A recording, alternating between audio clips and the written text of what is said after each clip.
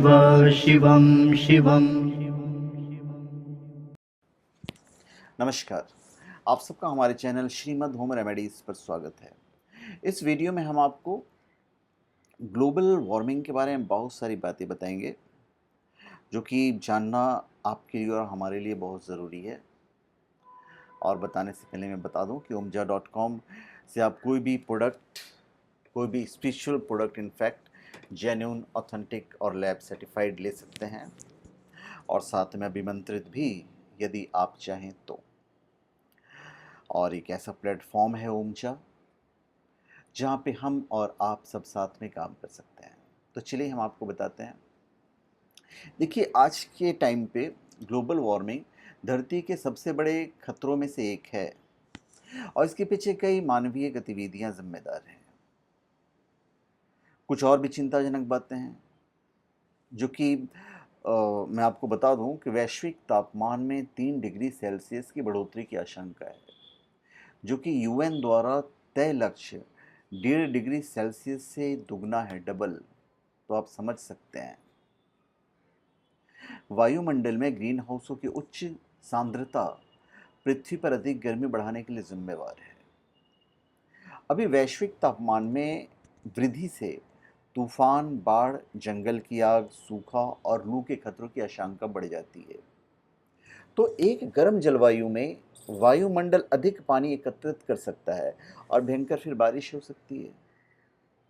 Global warming या वैश्विक तापमान में वृद्धि क्या है?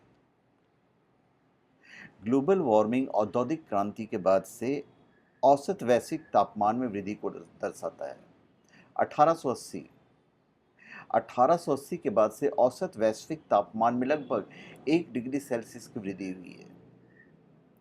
ग्लोबल वार्मिंग एक सतत प्रक्रिया है।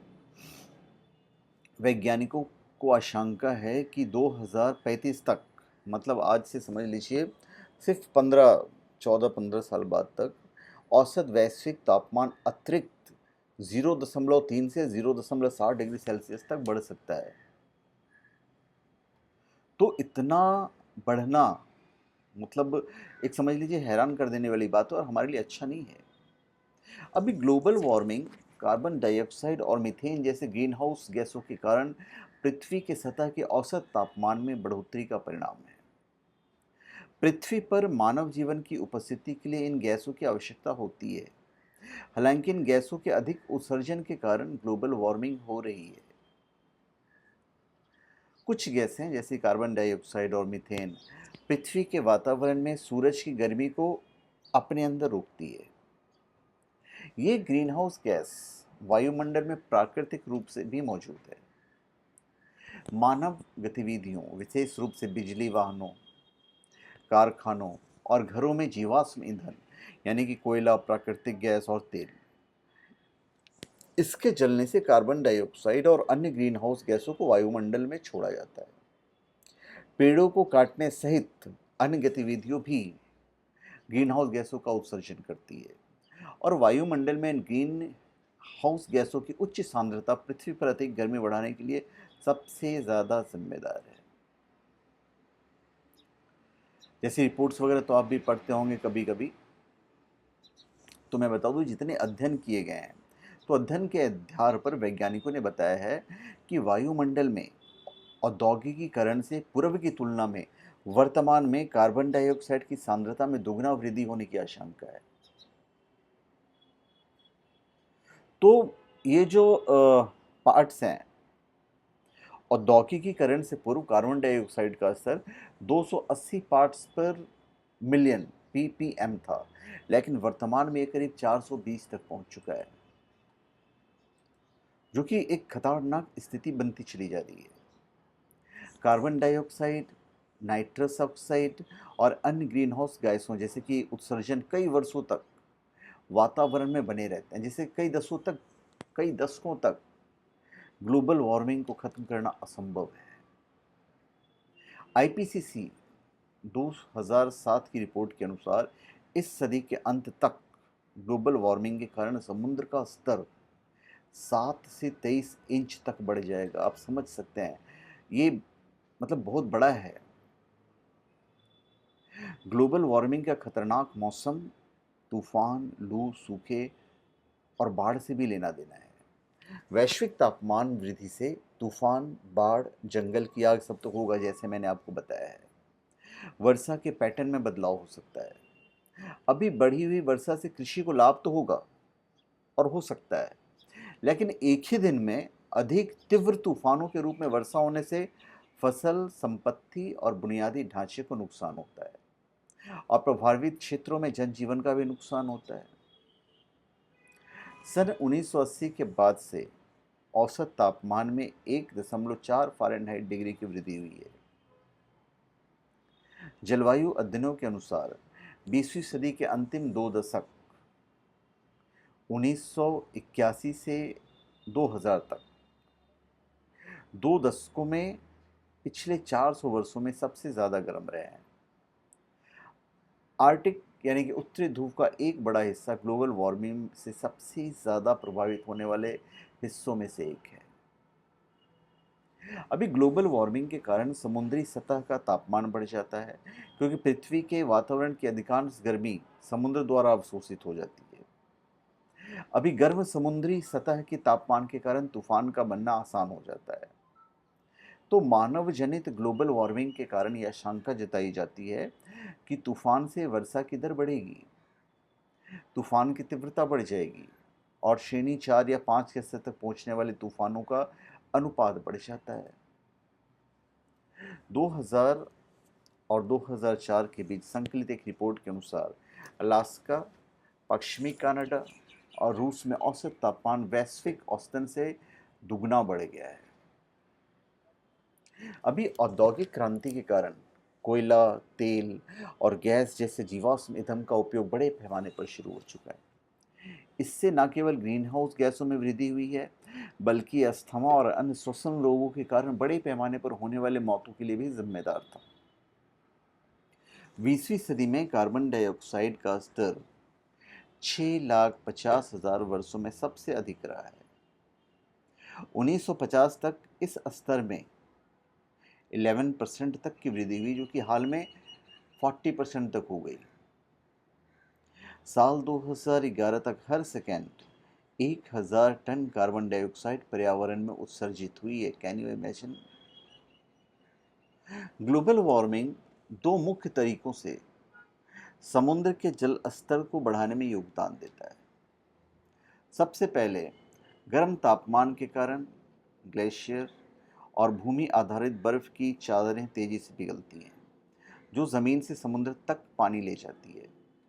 दुनिया भर में बर्फ पिघलाने वाले क्षेत्रों में ग्रीनलैंड, अंटार्कटिका और पहाड़ के ग्लेशियर शामिल हैं।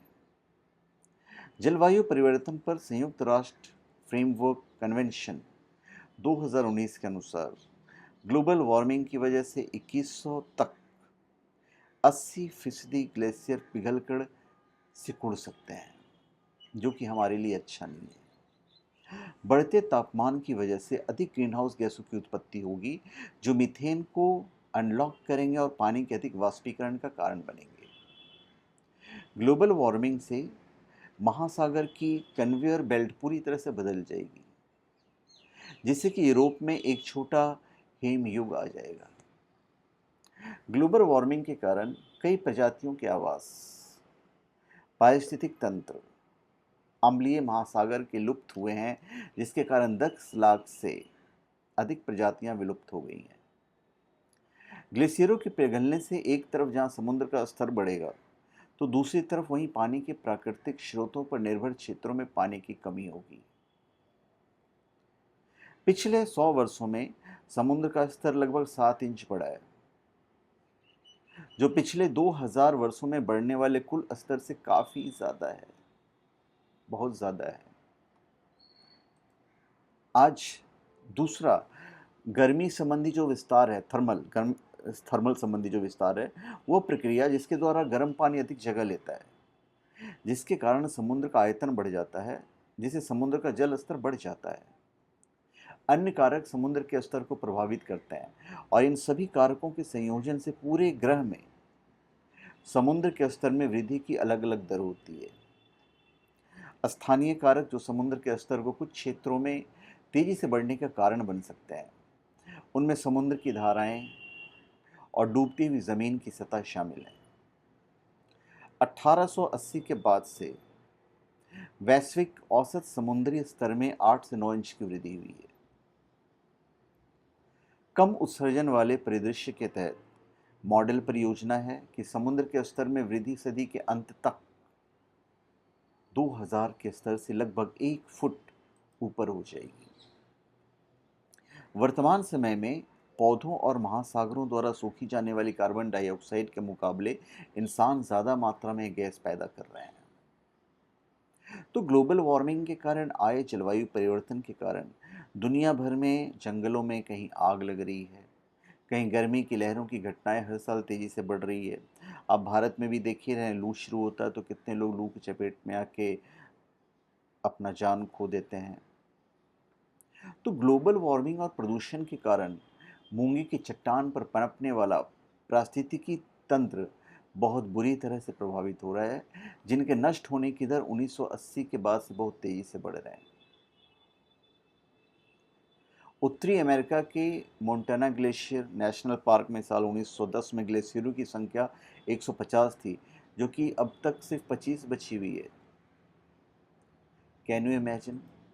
इतने मतलब हम नुकसान करते जा रहे हैं अपना। वैज्ञानिकों के मुताबिक यदि बादल नीचे होते हैं तो उनसे शीतलन प्रभाव पड़ता है, क्योंकि सूर्य की प्रकाश को धरती पर पहुंचने में बाधा उत्पन्न करते हैं। वहीं जो बादल ऊंचे होते हैं वे गर्म प्रभाव डालते हैं, क्योंकि जब सौर ऊर्जा धरती पर पहुंच जाती है और लौटने लगती है तो ये उसके लौटने में बाधा उत्पन्न करते हैं, और इस ऊर्जा के बादलों में फंसने से ग्रीन हाउस प्रभाव बढ़ सकता है। तो अभी तक के अध्ययन के आधार पर यह कहा जा सकता है कि वैश्विक तापमान में वृद्धि 3.2 डिग्री सेल्सियस के करीब हो सकती है। हालांकि इसकी सटीकता जानने के लिए और अध्ययन की ज़रूरत भी है।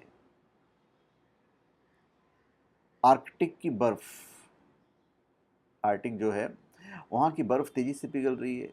240 तक इस क्षेत्र में पूरी तरह से जो बर्फ़ है मुक्त गर्मी या उससे भी पहले होने की उम्मीद है। मतलब काफ़ी हिस्सा तक पिघल जाएगा। तो हमें और आपको ये समझने की ज़रूरत है। तो धन्यवाद।